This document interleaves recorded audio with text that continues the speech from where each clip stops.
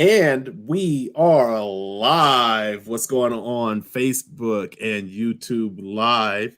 It's your boy Billy Wroe from the first row, and my sis Taralyn Michelle here, everybody. Happy Tuesday. Whew. Woo, It's been a Tuesday. man. Feel like a Friday, or it should be Friday. That's what I'm feeling. I would take one. Fortunately, I only work half a day tomorrow. I'll take that Yeah. because I need to. Yes. So welcome to Taralyn Michelle and Billy Wroe Live. I am Billy Wroe of the First Row and firstrow.com. This is Taralyn Michelle of The Grind Defined and thegrinddefined.com. Tonight's show is about, let me just go ahead and bring it on up. Ease on down for sale. Man, Taralyn and I have so many conversations. I wish that we could just put all of our conversations on a recording for everybody to listen to. This particular topic, when we talk about for sale, what we're referring to is the list of what people provide physically in exchange for financial security. So tonight, this is what we're going to be talking about. As always, and I got to get better at putting this up there. As always, if you want to jump into the live conversation, please feel free to do so. We are posting right now the link, boom, shaka laka, for you to be able to join in live. So, as always, I like to share what I think, but I'm going to share what I think, Taralyn. Then you going to share what you think about this topic. So, for me, when it comes to this topic on for sale, the first thing that comes to mind, it doesn't matter whether it's a male or a female, is the laundry list of physical attributes that a person thinks that their financial means affords them. This is what I think about. I don't even think about the person who is putting the physical asset on the auction block. I think about the person who has the financial means and thinks that they are owed some form of respect or some form, especially in the male world, where if you have the money, then you can get the women. And as we see in present day, I'm not going to say whose trial it is, but we see in present day the men who have the money and the court cases that they are now facing because of having that money and thinking that that money afforded them access to the physical attributes of that which they were attracted to. And so when I start thinking about this for sale topic, I think about how dangerous it is to have this for sale mentality or for purchase mentality, depending on what side of that coin you're on. And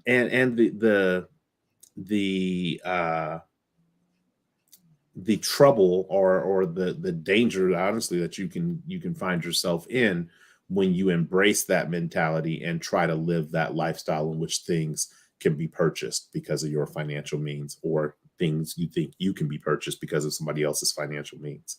We'll go into a little bit more later, but first I want to hear what your thoughts are on that, Taralyn. I actually didn't see that coming from you. I really didn't. I know. That's always a no look past. They call me Magic Johnson. Oh, I should have said that. They don't call me Magic Johnson. There you go. But no, I mean that is definitely a perspective. When we had this conversation, the thing that came to mind is there are a lot of women who are looking for security, and because they're looking for security, or with their idealism of having that man over you in that leadership role, they want for the man to show them that he's interested genuinely by immediately or almost immediately. This is the impression that I get, or that I got from what we were talking about, making them a part of his financial life, giving them access to that part of him. And in exchange, he's not going to have to worry about sex. He's not going to have to worry about companionship from her. And so I've seen that a lot. I've seen some different posts and different conversations where that was the positioning, that if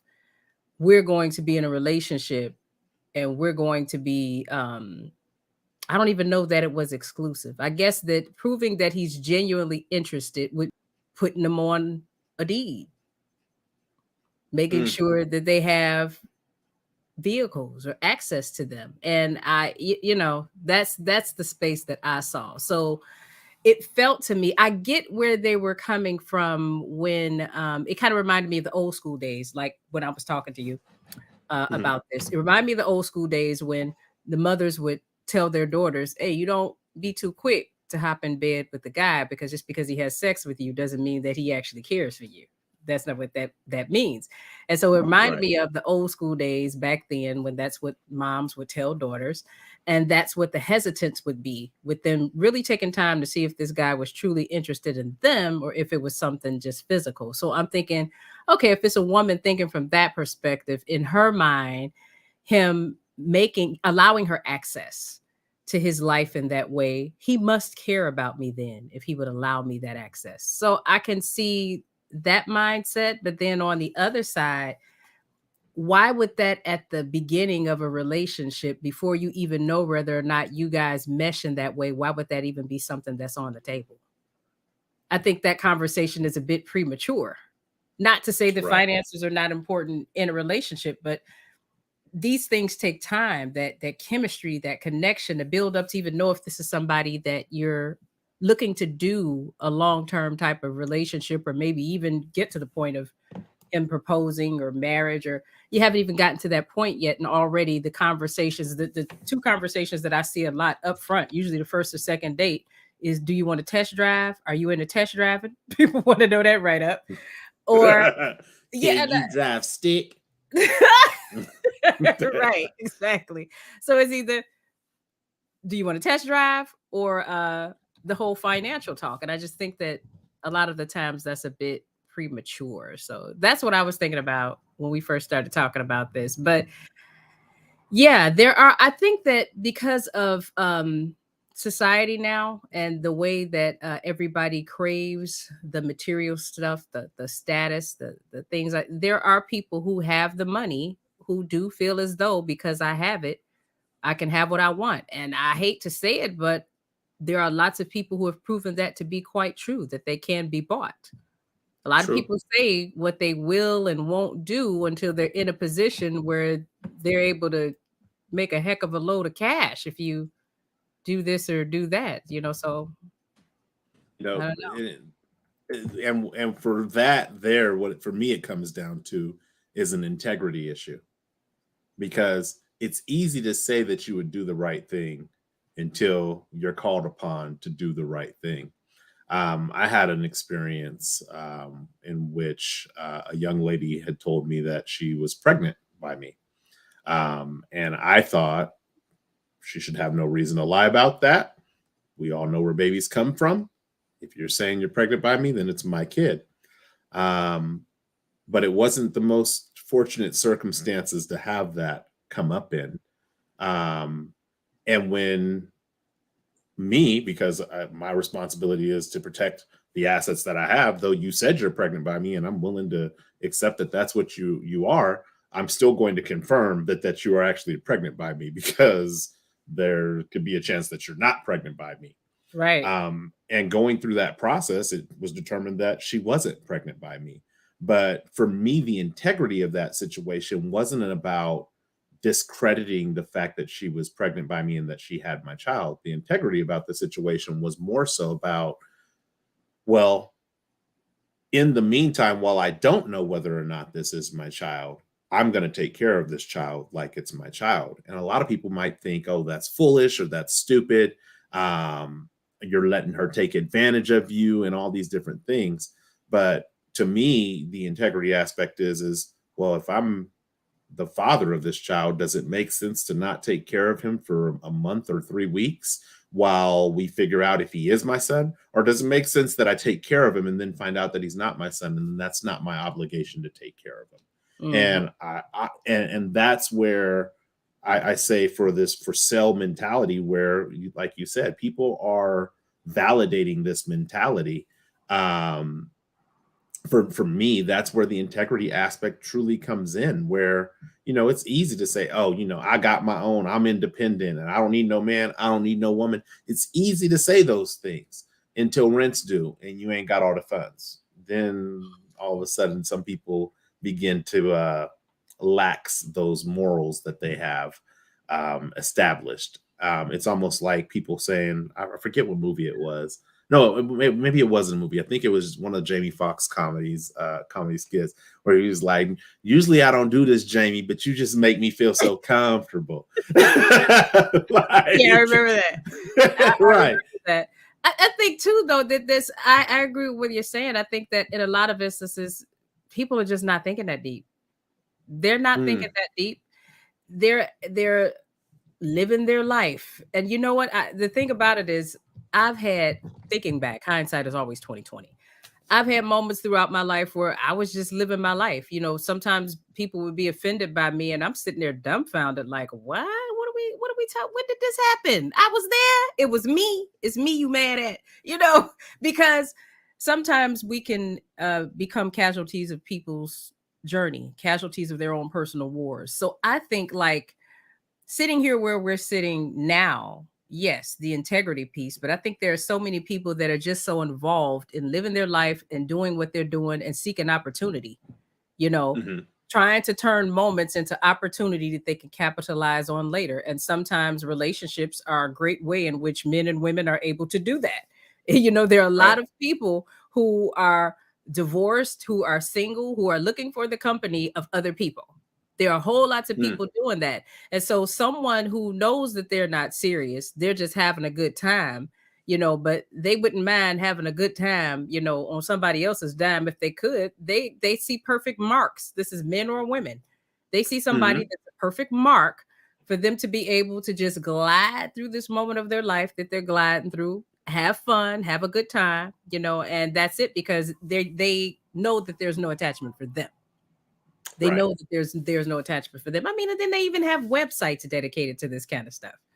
People who just want, they have the sugar babies, the sugar daddy, all of that. That's like a whole entire thing where the understanding is that I have money and you look good, and I want us to do what we do. So that there's whole communities dedicated to it. I think that it's just that when you have everyday people who are having these types of interactions, and there's not a clarity up front with what it is, that makes it complicated, especially for a lot of men. Of course, I think men with money think that they can have whatever it is that they want, but I think that some of the men with money really are looking for a woman to be with that they can spoil, not to necessarily be used by. Because I think there are some men who love the idea of having a beautiful woman to just spoil, to just make her smile. There are men who want, a lot of women don't think that that's true, but there are a lot of men who genuinely just want a woman that they can have, that's their woman, and have that experience with. They just don't want to be made to feel a fool, for doing it. And so, I think having the open conversation. I was gonna say, I think that's where the simping came in at. Simping ain't easy. It ain't easy. It ain't simping if you got it. Not simping if you got it too. But my question for you would be, and I would like to hear your insight on it, is how much do you feel that traditional relationships, like the traditional structure of relationships, plays into this for sale mentality? Kind of going back to the traditional nuclear family, in which, the mother was at home, or the wife was at home taking care of the children, just kind of making sure the household was taken care of, and the man was out being the provider. And now we have this shift where we are trying to create income equity for women, to where they're paid and compensated equally to their male counterparts. And in that attempt to make things even, it's almost like some of the household things in the house are kind of getting left behind. So how much has that culture of having, where the man is the provider, the man cuts the grass, the man kills the animal, brings home the bacon, and the wife cooks it, how much of that is actually played into this for sale mentality? Because I got a story that I'm gonna share after, but I would love to hear your thoughts. I think that the mindset of the male with leadership in terms of providing and financially primarily, yeah, I think that that does have a lot to do with it. I think that there's still that expectation that a lot of women have for men, even though the dynamics of even family and household and careers and all of that has changed. And then I had a conversation about this a couple weeks ago where there was a sister that was saying that, you know, well, that's just something, yeah, she has her own career and this and that, but she wants a guy who's gonna provide and, you know, talking about what her grandfather used to do. And I said, well, I said, see, that's the thing. The women back then were provided for because they were at home doing something. They were working. They had the cookbooks that was this thick that they was handing down Right. because they had Handwritten. handwritten. Okay, some of the pages yellow and crinkling with old flour popping off of it and this and that. You know, so they had traditions that they built for the family because they were at home and they were playing their role in the house. So then for you to have a situation where he's still doing the leadership role traditionally with providing financially and all of that, but he's getting none of the benefit that your grandmother used to get because you just said it yourself. You have your own career. Well, you're not home cooking, making bread from scratch and rolling, kneading dough, and you're not doing that. You know what I'm saying? You're not canning the fruits and all of that, and you're not doing all of those things. So you would then still be getting him in the traditional context, but you don't have the accessibility for him to get you in your grandmother's context. So I think that Right. although that's an expectation, I think that there are some women who are not realistic with the fact that you can't play the role that your grandmother used to play, or maybe you don't want to. Maybe you don't want to, and that's fine. But then how is it fair for him to play your grandfather's role? You know, so Right. I think that you can have that mindset, but it would have to evolve in such a way where there's an even trade for him. If this is what you want from him, then what are you bringing to the table that he sees as value on his end? You know, as to what he be giving you that you see is of value. And got to say this real quick. Thanks to everybody tuning in. If you want to jump in on this discussion with us, all you have to do is click the link and we will bring you up live so you can join in this conversation with us. But yeah, I think that that's a dynamic that's missing that a whole lot of people don't seem to get. Yeah, or don't want to get. I would say I think they get it, um, but it's hard to sometimes uh, accept that. Hey, I really want the benefits, but none of the work. I mean, that's really what it comes down to. Oh, I yeah. actually, it's funny that you talk about not being in the same um, mindset or the providing the same benefits of a stay at home that somebody's grandmother may have provided, because I was privy by via earshot to a conversation at one point in my life where there was this group of young ladies and they were like, oh, I just want to, have a baby and stay at home and all these different things. Um and I immediately thought about that. It's like, but what homemaker skills do you have? Like, and in some aspects, I want to be like, you're not even good at your job.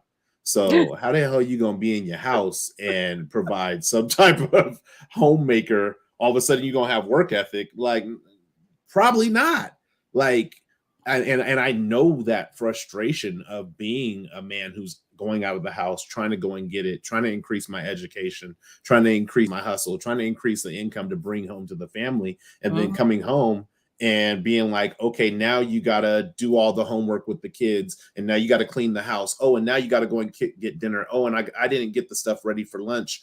And I know what that frustration feels like. And it's like, so why am I going out and doing all this other stuff to try to bring home things to us, but then to come home and not feel supported? That is extremely frustrating. And I feel like in a lot of um, situations when we talk about for sale, people sometimes get that buyer's remorse. You got that person who was cute, you got that person who was pretty, who was sexy, who was whatever you wanted, but you didn't get any of the other stuff, on the back end. You got a great looking car with no goddamn engine, and so you're not going anywhere with that. And over time, that frustration creates a lot of the circumstances that we're seeing. I think Tiffany Haddish had recently posted her requirements for dating. And some of them were financial things. She's fortunately in a situation where she's financially well off.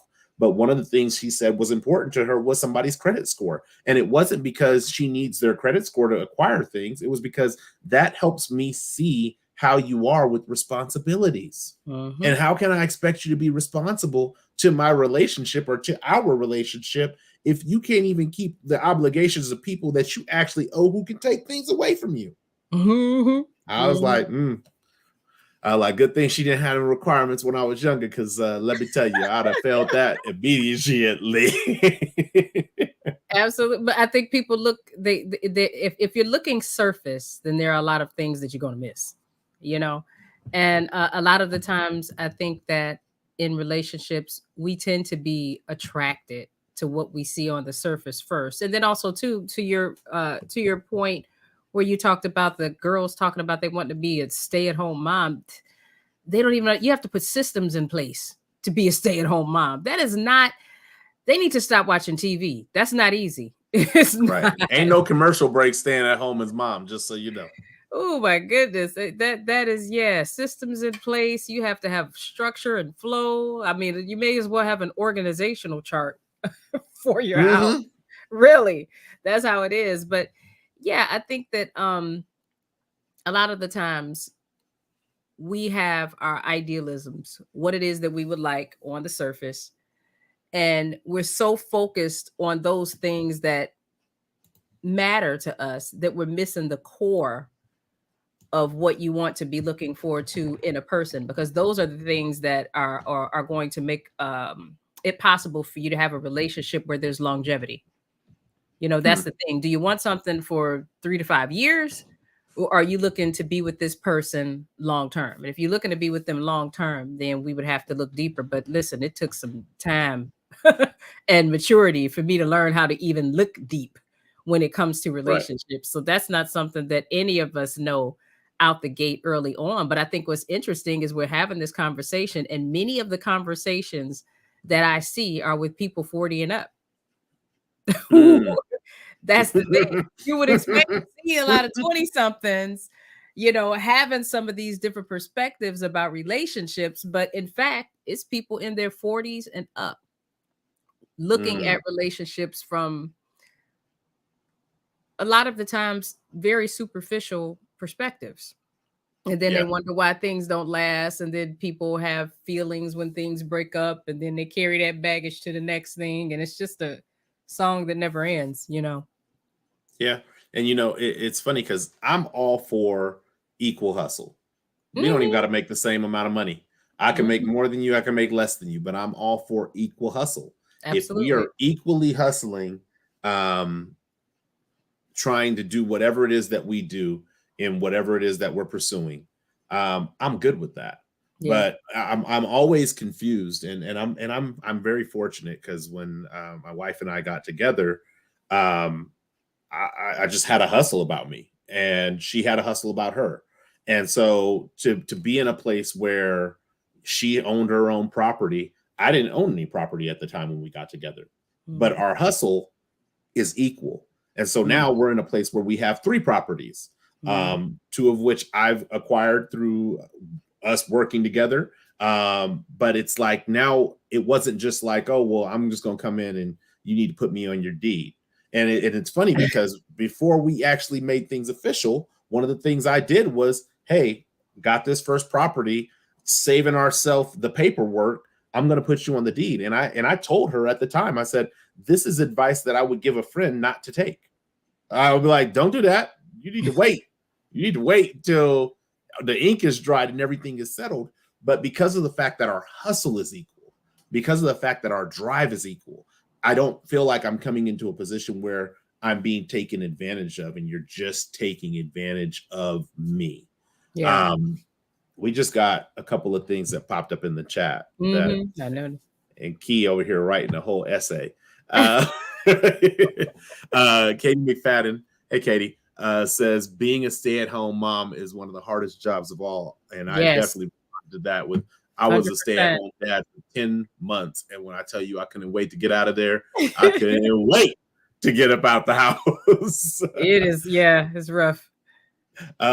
Key says, and I'm going to try to do my best to read all this because my reading is sometimes shaky. I always knew it was a 24-hour job being a stay-at-home mom or homemaker, but when I had the experience, or when I had to experience doing that while running a business while the wife wasn't available, let me just say the business took a back seat because getting the kids and house prepared and in order was never ending. Absolutely. I Yeah. always give my wife praise, but when she came back, she got all the praise. and now, and now she Literally. gets more help from me when my work day ends. I now understand. Understand. Absolutely, Key. And Hey, I I feel it. love that. I mean, the fact that he got it. Because a lot Mhm. of men can be in that situation and they're so busy being annoyed that they're not really present to see, hey, you're annoyed, but this is the nature of the work. This is what it is. You can't be annoyed. You have moments when you're annoyed, but you know what I'm saying? Those are Right. your children. You have a house to run, but some guys are so busy being annoyed that they just, and they're out of it. Okay, ghost. You don't get it that, well, what do you think she must feel like if this is what she does? Like 7 Right. days a week. At least you have your off days. This Right. is what she does. Okay. Her time off is nap time and bedtime. That's it. You know. So yeah, that's So cool. so I want to ask you another question to shift the conversation a little bit. Still on topic, but I'll shift a little bit. My question is how do you think these people are coming up with their worth, with their value? Like, Come on now. because I'm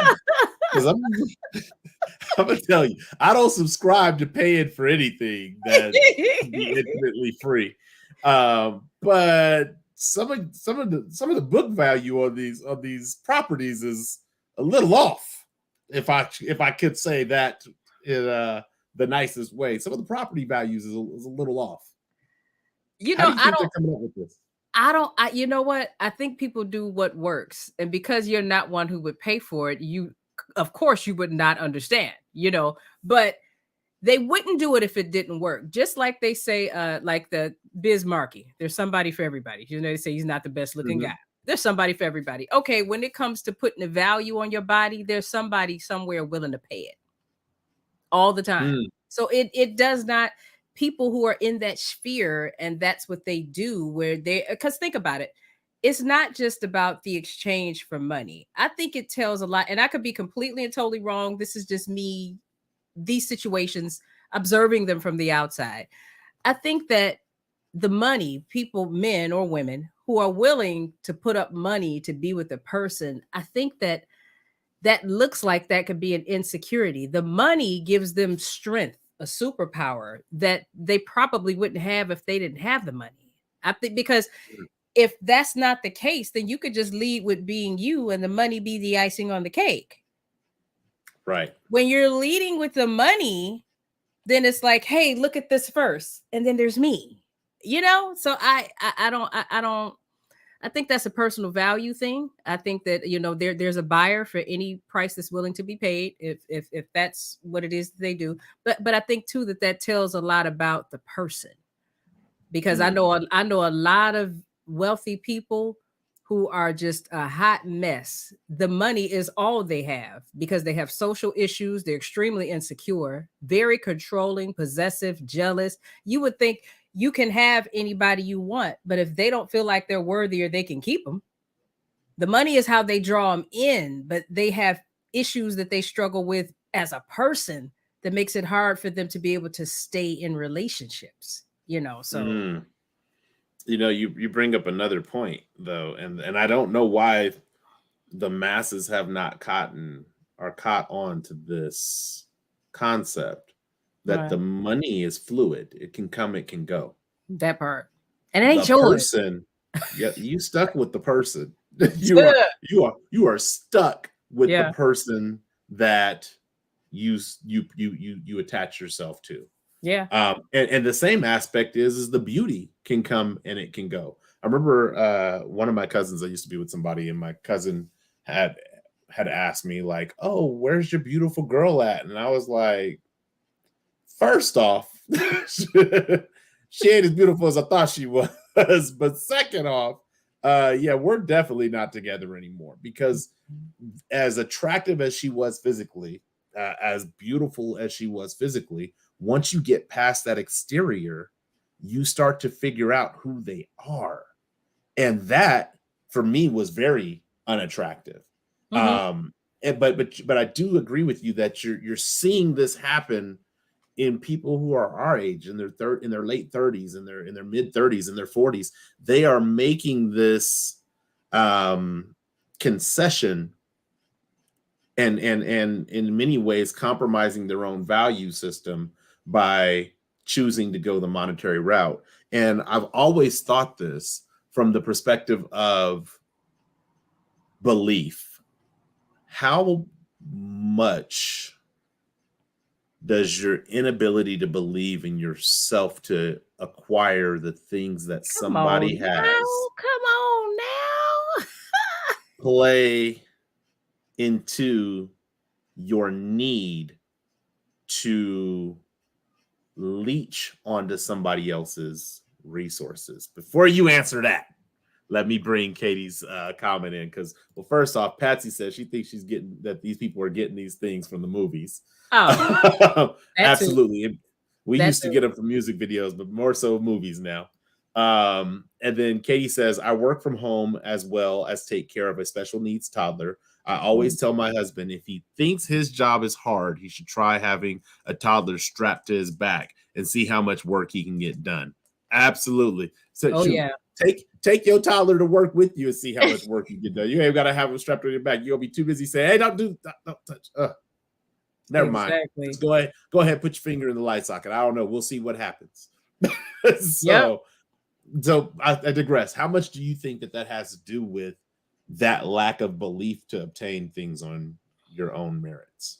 It is so funny you said that because I just recorded a show a couple weeks ago. It could be 3 weeks ago now, where I had a guest on there, and Janaea from of Boss Conversations, and she said something that I think was so super cool that I think a lot of us have had this space in our life that we went through. She said that when she was trying to connect to what her passion was, what am I here to do? She was working with so many different people and she had so many different circles that she was in, and she became convinced that the opportunity for her to truly connect to who she was going to come via somebody else. It took her a while to learn that she was her source and that she would have to actually start to trust in the little bit of what she had and just go after it and start to build. So I think that, to your point, I think that a lot of people are looking outside of themselves. This is that identity piece. I think a lot of people are looking outside of themselves for what it is that they desire because that seems easiest. That seems fastest. That seems like that's going to be the way straight to where you're trying to get to. When in reality, you go on over the river and through the woods to grandmother's house we go. The fastest route is to connect to what's within you and be comfortable with going on that journey because it's going to be ugly when you first get started. It's not going to be nice, but Mm. yeah, I think that um that insecurity and disconnect and identity that's attached to external things, because people who are seeking relationships and things based on money, based on possessions, based on status, those types of things, all of that external temporary stuff, that's someone who's really not comfortable with who they are. If you're comfortable with who you are and that's the center of your identity, then everything else really doesn't matter. It can ebb and flow, but you're still going to have a solid emotional and spiritual foundation that you're on. This not going to be shaken. I think now we're seeing a lot of people who don't have that solid foundation emotionally and spiritually, and they're attaching to things outside of themselves to get it. You know, Mm. that's my Can't out perspective on that, and I see it a can't lot with outsource clients. stability. That part. Really quick, let's bring in what Patsy had to say. Agreed, you can be gorgeous or handsome, but who you are as a person can make you very ugly. But Ooh, people yeah. look past that to essentially have the quote unquote baddest or best looking man. Yeah. And then it turns around and bites them in the butt. I've, I, first off, this is going to sound crazy, but I'm a person who has an algorithm or used to use an algorithm, so we're not even going I've to talk heard some about crazy things from you, so let me get ready. that. But I've never wanted the most gorgeous woman in the room to everybody else. I've never wanted that person, especially if they were feeding off of the attention. And the reason I say that is because if they're feeding off the attention, my singular attention is never, ever going to be enough for them. I don't care if I spend every dime that I got on her, it's not going to be enough. And so I have always migrated to the person in the room who was the quietest, the person in the room who didn't need the attention, the person in the room who just was okay with being who they were. Now, if you're naturally a loud person, I have a friend, Smoochie. She is one of my dear, dear friends. I love that girl. She's an energetic person, very naturally like loud and bubbly. And when we were in the same room for the first time, I naturally migrated to her because she was being her authentic self. She wasn't being that because there was a group of guys over here that were looking at her, or even I think I was maybe one of two guys in the room at the time. Well, there's two guys in here. It's a competition. I got to draw the attention to myself. It was just her authentically enjoying herself and having fun in that moment. So those people I'll gravitate to, but the baddest in the room, the most handsome in the room, then they're like, oh, he was a dog. Who knew? Well, if you would have took some time to check that out, you might have knew, but you didn't. You just seen, oh yeah, I slept with him. The trophy based system on trophy base, who you slept with and who looks the best. Yeah, that just has never resonated with me. I'm like, at the end of the day, if she don't look the best to you, good, then I don't got to worry about you trying to get in on this competition. But if she does look really good to you, then I'm also not interested in having a competition for somebody that I have no time or energy or effort invested in. So that's where my take is. I'm not interested in the baddest person. People always thought I was weird because somebody that will say, "What's your type?" I've never had a type. I don't because I've never connected with men based on a type. Never. It's either now my preference is black men. I'm just naturally just drawn to the melanin, honey. But as far as him having to be a certain complexion or having to be a certain height or having to be a certain build or I like black men. They could be muscular. They could be a little thick. I like them a little thick. It doesn't matter. I've never had a type. I'm more interested in the connection with the person. That was always my thing. If I vibe with you, I don't care. And it's like how you said too, like you can have someone who's really attractive, but then once you get to know them, now all of a sudden they're not as attractive anymore. And that's because of some of the qualities that they've had. For me, I'm just really, really huge on chemistry. And if the chemistry is right, that and intelligence. I'm a sapiosexual. So if the chemistry is right and he's intelligent, all of a sudden, whatever he would have looked like before I knew that, it's looking good, So if I've never had a type, so I can totally relate to that. I actually, it's kind of weird to me to talk to people and they have all of these different specifics, like you're going to buy a car and you getting the specific things that you want in it, customizing it. I've never thought of men and relationships in that way, so I can't relate to that at all.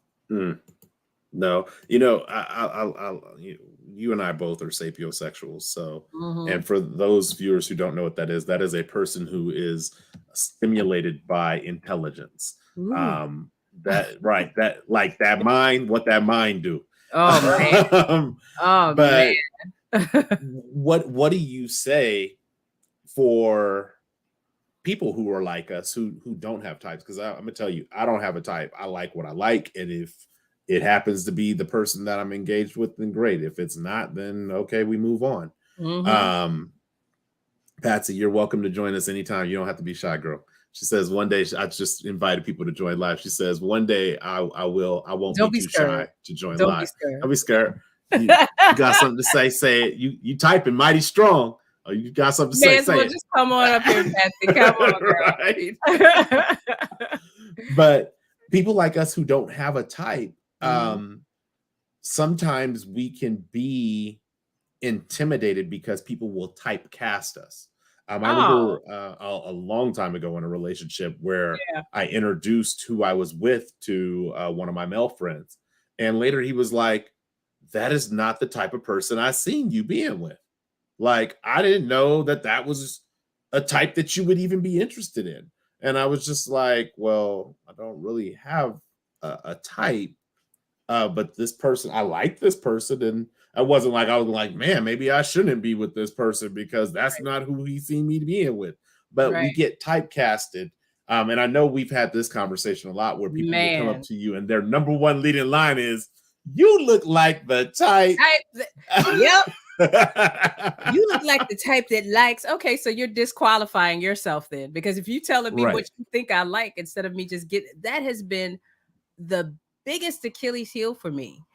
Men Mm, who actually have the opportunity to sit down and talk to me, it's either you look like the type that, or if they don't do that, they're sitting there in shock, like, I just knew you were going to be somebody completely and totally different. I guess looking at me for some reason, they think that I'm going to be stuck up, unapproachable. They think that the fact that if usually they're seen me someplace before doing something, so they think that me being a conversationalist is only in one context. That they're going to mm, meet me and I'm somebody different. So it's like whenever I meet somebody, I have to break down the all of what you've told yourself I am so that you can actually get to meet me. But that is something that's always extremely challenging for me because people have typecast me as being a specific type of woman. With that thing I get a lot is, I did not expect for you to be this down to earth. so that means you expected me to be stuck up. That's the only other thing I could really be. I I don't know where I've gotten it all of my adult life, but yeah, I have never been able to meet someone. Rarely have I met some. Well, when I meet people who just take me for me, then it's platonic relationships like you and I. It's not a love Mhm. interest. I have a lot of friends like that. Right. But in terms of men like a love interest or personal interest, no, they just they're I don't get it. You said, yeah, I can see why men would be intimidated by you. I don't get it, but it is what it is. It's my cross to bear. Oh, so sad. So sad for you. Look, it's across. It's across. If I was a woman, I'd be happy to bear because that just means people is disqualifying themselves This left and is right, what and I ain't got that's to how I waste no see it. time. But I'm telling you, there are a whole lot more that disqualify themselves than otherwise. But it's just weird. I don't get it. But I do see it exactly the way that you said. When you disqualify yourself, then I don't have to spend my time doing it. So it's cool. It's cool. Mm. But I'm just Oh, it's just that me, when it comes to meeting new people, no matter what context it is, I have zero expectations. I learned when I was younger, the best way to mess up a situation is to have expectations for someone that you don't know. You don't know their background, where they're coming from. If you have expectations, then that means that you're already putting on the mindset that you're going to read and perceive things based upon the box that you put them in without even knowing them. It's mm. ridiculous to me, so I don't have zero expectations when I meet new people. I take them as they are and start to formulate my opinions based on those interactions. I don't go into it expecting anything. And I guess that's the reason why I have the wonderful relationships that I have with people. Yeah. Uh-huh. Really quick, Key came in and said he was always typecast as a player. Little did they know I'm loyal to a fault. Their loss. There Absolutely you the truth. go. They, There you go. people will typecast and they'll think they got to approach a certain way, um, and really just approach as who you are. Like you don't have to That's make it. up some long personification of who you think they want you to be, and that's who you're gonna show up as. Just come and be who you are and show up. Hey, what's going on, Jose or Soto? Um, and I feel like this might be where the overlap occurs in this for sale mentality. Because if I was to try to typecast you, which is not something that I do, but if Mhm. I was to try to approach you in public and think I have the typecast of like, okay, she looked like she college educated, so she might have some money, she might have some wit about herself. So I got to make it seem like I got money and I got wit about myself. And that's if that's not who you are going to stumble all over that. Yep. Or even worse than stumbling all over that is doing all these things to get all the money and have all the things that I thought you wanted, and it's none of the shit that you wanted in the first place. That Damn. that part right there. That part right there. I'm telling you, people have it all made up in their mind. Well, you know, Billy, because you know me, I am the most simplistic, easygoing person. Right. I Make you really some am. salmon on the grill, you good to go. That's it. I'll lay in the middle of everybody and take a nap. I told him, I Mhm. was like, I mean, when it's time to run my mouth, then I do that. But other than that, I'm outside of what it is that I do for work and things like that. I'm just simple, easy. Yeah, I just blend naturally. I don't have to try. I just blend, you know. Oh, and Yeah. Billy makes mean salmon. Yo, I don't even eat listen, fish. That's sad. listen. I think you missed your calling. I think you should have had a restaurant or something. I mean, Nah, I no, had no idea. It's no. food porn, people, is what it is. People send food back too much for little things, so I can't. I've been like, hey, how about you just go ahead and call it even and leave? So And that that would have never worked. spicy, sweet, whatever you put on that chicken, that what was that morning or whenever you made it, I wasn't even supposed to be eating it. I was not going to not taste that chicken though. That I, listen, I had to have some. It was worth it too. Hey, I'm telling you, I just made some fried chicken this past week, fried chicken biscuits and gravy, and I drizzled some Saw the hot honey picture. sauce on top of it. Let me tell you, I hate that when hot honey sauce underneath that country gravy, and it wasn't even country gravy with sausage, it was country bacon gravy. I used I hate you. bacon grease to make the gravy. Oh, Oh, when you put the see, bacon grease in it, it's serious. That's what yeah, grandma it used to got do. real. Mama used to It do. got real. But anyway, I digress. Back to our topic because you know I love food. I could talk. We could do a whole show on food. I saw that picture on Um, Instagram. I said, this so uppity. Ooh. I was well, so we haven't been eating out all this month for the most part. bad. So Okay. it's like anything I want, I have to actually physically make. And there's only so many peanut butter jelly sandwiches and regular cold cut sandwiches a man can eat before he's I like, know I that's gotta right. cook. But you know, it's funny because I actually put a note here about the criteria about wanting a woman. Well, my woman has to cook. And going back to that, you're not somebody who knows how to cook. So how can you demand something of somebody that you wouldn't be willing to go out and do yourself? I was very fortunate in the dating world because I knew how to cook. I knew how to get down in the kitchen. And I remember when I met my wife, that was one of the first things. I don't cook. And I was like, I didn't ask you. Like, that's great that you don't cook. I'm not going to starve to death because you don't have a cooking skill set. And really, for her, what she was saying was, I'm not the person who's going to cook a meal every night. Don't like think we're going to date and then you're going to come over to my house and every night I'm going to make you a hot meal because that's not who I am. And that goes Mhm. back into that representative conversation we had last week where, hey, Mhm. don't act like you're going to make me a meal every day of the week and then I'm going to be out here in the streets looking like for 30 cents a day. No, that's not going to work. And so we just we put these. I feel like in this for sale culture, we put the onus on people to provide for us the things again that we are not willing to provide for ourselves. Um, and Absolutely. and the cost of that, Mhm. uh man, the cost of that reminds me of why they had to create alimony. Like real talk.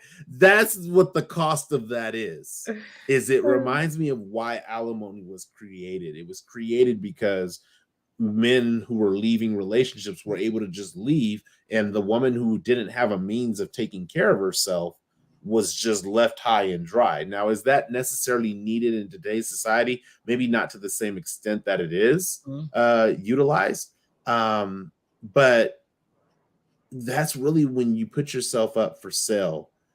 In my opinion, that leaves us in a vulnerable state in order to be abandoned.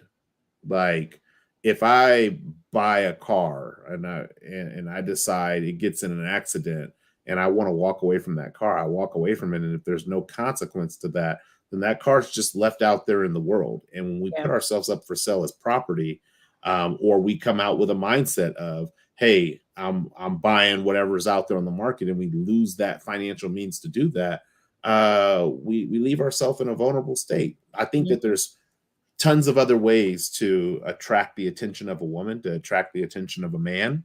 And we should be looking at how we can improve and amplify those Mhm. frequencies in our life versus how we can amplify the physical in order to obtain the physical. Yeah, I could definitely see that. Absolutely. I think that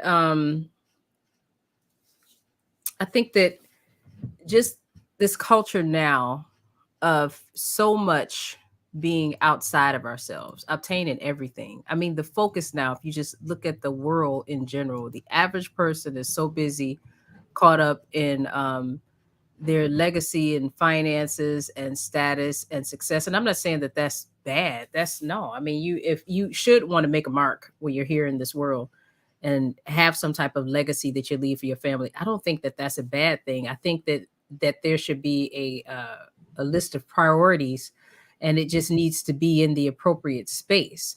It can't be before you, each and every one of us, choosing to become whole within ourselves.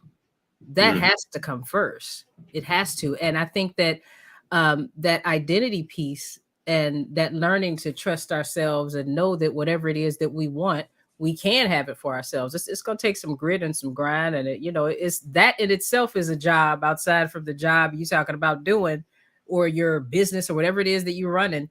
That personal work, that's a job, and we're evolutionary creatures, so it's a job that's never really over. But I think that making that something that's at the forefront, that's top priority on our list, I think that that would change a lot of the dynamics that we see with relationships, and how broken they are now. mm, Just I was watching something just the other night where they were talking about how things have changed. They were talking about relationships back in the day, even the way that women were dressed and even the way that men were dressed. They said now the culture has switched as to where women are naked most of the time. And they said the thing with that is that for men, this was a guy saying this. So, from the perspective of a male, he said with men back in the day, women were covered up and you got to see them when that was your wife. You didn't see mm, you went specific places to see women half naked, but you didn't see women walking around out on the streets like that. If you wanted to sleep with that woman, you had to marry her. Therefore, the marriage rates back then were 85%. You had mostly married men because they got into relationships with these women and wanted to take it to the next space, and so they would marry them. Flip that. Well, now you have women putting everything out there. There's nothing left to the imagination. Men are able to sleep with women more freely. Now marriages, I think they say, are about 50% of of, mm. uh, of men married, and that's because, well, they don't have to marry the women to get the sex and to have they have the visual eye candy and everything already.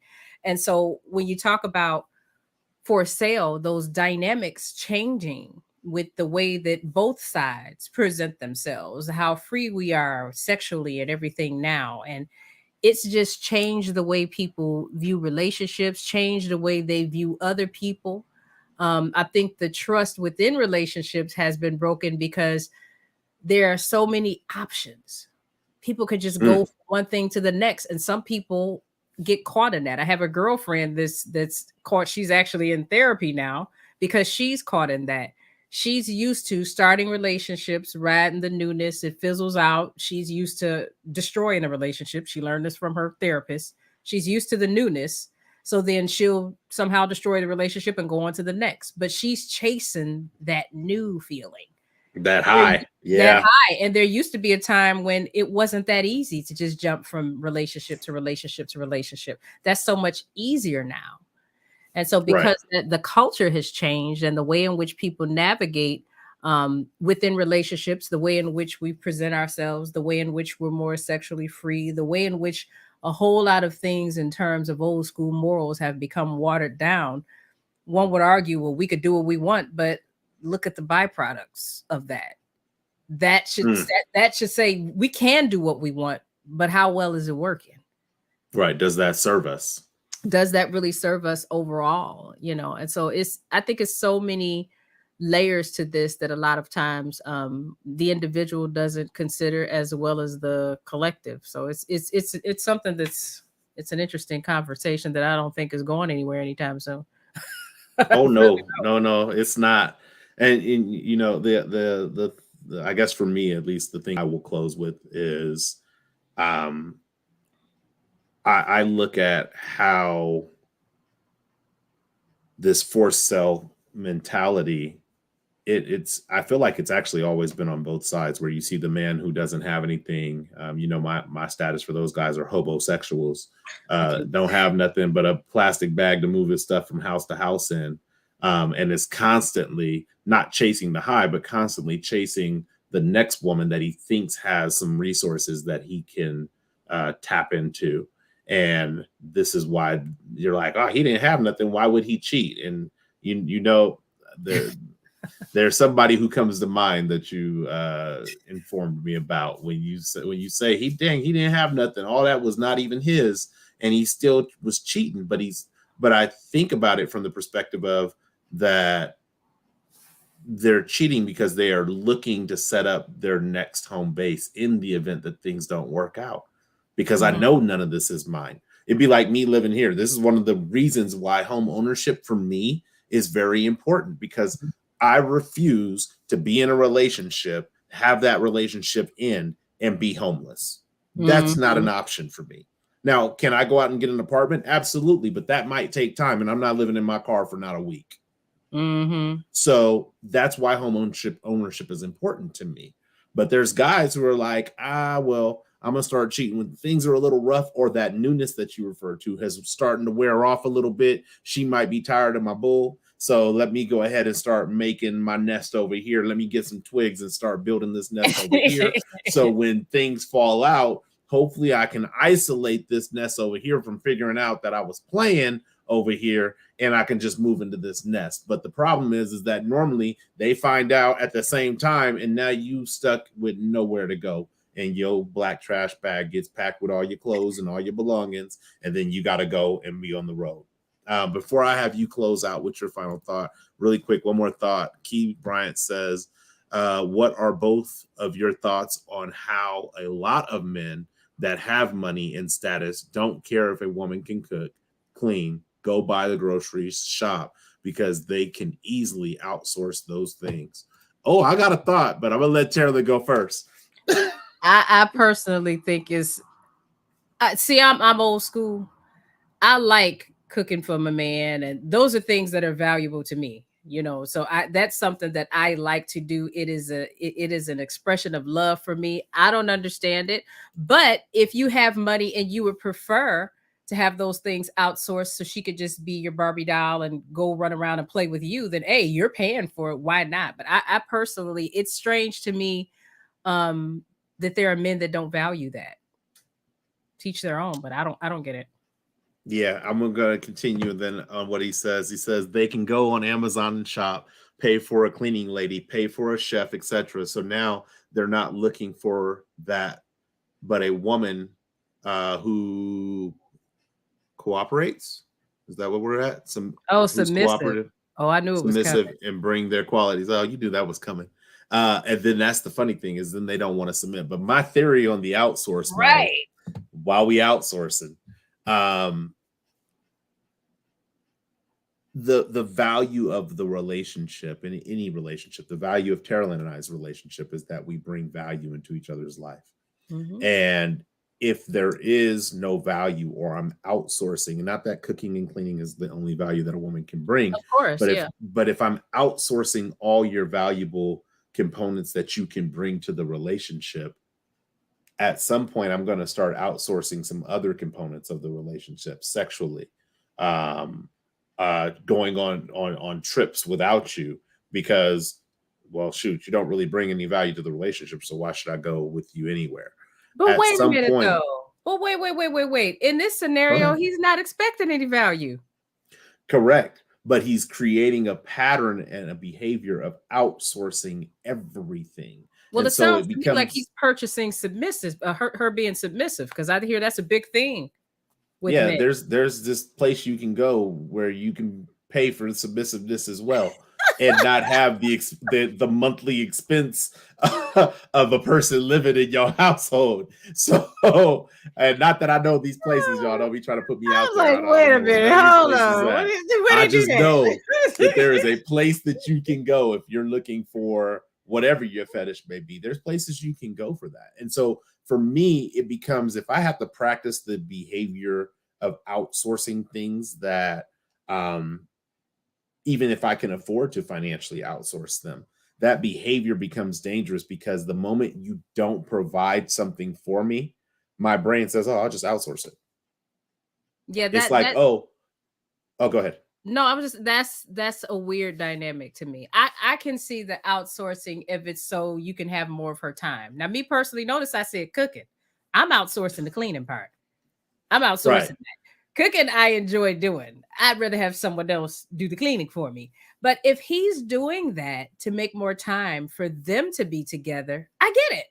I get it. But if you're just doing that as a power play for whatever your weird science thinking ways are, and then the submissive part, well, yeah, I don't get that. That would have to, somebody would have to explain that to me. And I don't have a problem with submission, but I think that there are some things that have to go together and line up for that to fit.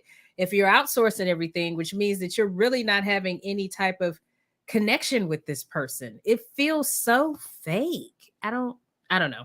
I'm not saying that's a bad thing, but like I said, if you're doing it to have time to spend with her, I get it. But if that's not what it's about, I don't get it. I don't know. Yeah. At the end of the day, I need you to know how to clean the house. Like, Absolutely. I don't care what I can Or pay afford to pay somebody to for. do it. No, I could pay somebody to clean the house, but if, again, the money is a fluid situation and money becomes short, I ain't about to sit here and live in no dirty ass house. Oh, Like, well, no. Well, that's I would assume that if it's a good and grown woman, she would know how to. I see. I didn't think we were talking about whether or not she knew how to. I was just Mm. assuming, and you know what they say about assumptions. I was assuming that she would know how to clean. I would hope she would, because other than that, the situation don't work for me. But That's one of the good things about getting to be a grown person and making some moves in your life. If you're gonna spend your money to pay somebody to clean for you, why the heck not? yeah, now if she forgets how to clean because we've been paying somebody for so long and there's new cleaning techniques, then I understand. But you're gonna have to come with some base, vacuuming, sweeping. Like, don't not know how to Right. sweep. And this is what I mean. I How teach do you my not know sons how to now. sweep? Come on now. Some people don't know the Oh, sweep you told me game. once Some to people, sweep the middle of the floor and they think they know. yeah, yeah, that's some of them people. We'll end on this because Key is all of a sudden. Key, I don't know why you don't just come on Why live. he don't just what is he doing? Why are you He playing, Keith? said, I had a friend that said, "Man, I can do everything myself. I know how to cook, clean, etc. Why do I need that? She needs to not have, she needs to not have an attitude and be submissive and add value to my business." Okay. I mean, look, it's not even to the business. I feel like somebody has to add value to the relationship. Taralyn and I have a relationship because we add value to each other's lives. It can't be I'm constantly pouring into her and there's never a reciprocation of that. And there can't be she's constantly pouring into me and there's never a reciprocation of that. It Mm-hmm. has to be some form of value. And the moment the value is lost in the relationship, honestly, you just plan on borrowed time at that point. Yeah, and at some point the game is going to end, especially if the relationship started off in a forced sale mentality. Taralyn, I'm gonna let you close us out. Oh, see Rashida, now she come on with the good Now evening. here she come. Thanks so much for popping in, sis. Well, everybody, it has been amazing. You know what? I'm gonna stop. Put a pin in it. Thank everybody for tuning in with us tonight. Even though we're done tonight, you know you got to catch the Wednesday Word tomorrow with Billy Wroe. Wednesday Word is every Wednesday. That's at 6:30 p.m. and that's Pacific Standard Time. Got to catch out Wednesday Word. And you also have to check out First Row on the YouTube channel. You have to get your entire life by going there. With me, I have The Grind to Find, my syndicated podcast. Yay, we're doing things over there. You can check me out on thegrindtofind.com. The Grind to Find also has a YouTube channel that you can check out as well. And as you guys may already know, I am a spiritual mindset coach. If you're ready to get the foundation of your spiritual mindset set, TaralynMichelle.com is where you can find me. In the meantime, in between time, every Tuesday, you can see us on here live. And you know what? I'm tired of y'all in the comments not coming up on stage. Tuesdays, we are here live, 4 p.m. Pacific, 7 p.m. Eastern. And you guys can jump on up out of them comments, get on stage with us live. Until next time, thank you guys so much for showing up. Anything else you got, Ro? No? One love, peace, and God Peace bless. and abundant blessings. Good night, everyone.